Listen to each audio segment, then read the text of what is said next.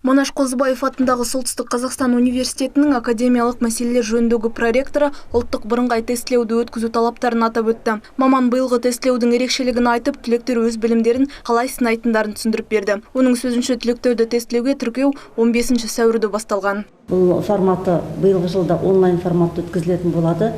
Былтырғы жылдан ерекшелігі барлық заманауи компьютерлермен жабдықталған, бейне камералармен жабдықталған U-Study базасында өтетін болады.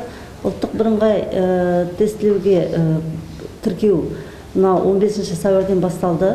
Яғни бұл екі кезеңде өткізілетін болады. 15 сәуірден 30 сәуірге дейінгі аралықта және мамыр айынан маусым айының соңына дейінгі аралықта екі кезеңде.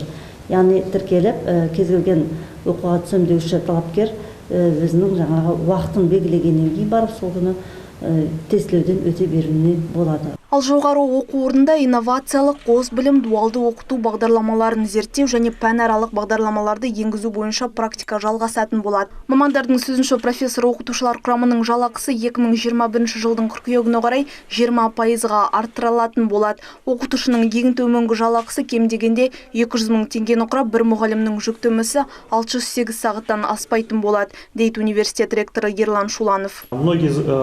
2021-2024 жылдарға арналған университетті одан әрі дамытудың негізгі стратегиялық бағдарларын қарастырдық. Университеттің жаңа даму стратегиясының алғашқы бағыты инфрақұрылымды дамыту. Осыған орай студенттердің тұруы үшін қолайлы жағдай жасалмақ. 1750 орындық 3 заманауи жатақханаға салынбақшы. Бұл шара орын тапшылығы мәселесін шешеді.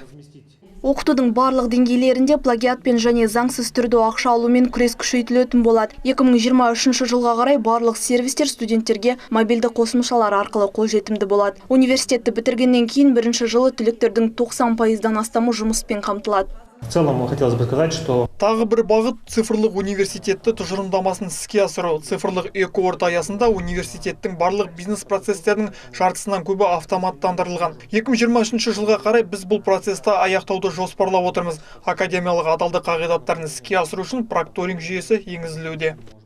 Айта кеткен жөн, 2017 жылдан бастап университет контингенті 39%-ға артқан. Қазіргі таңда білім ордасында 7706 студент білім алуда. Жыл сайын білім берудің барлық деңгейлері бойынша университет 1800-ге жуық білікті маман даярлайды. Дана Калиева, Азамат Илубаев, Первый Северный телеарнасы.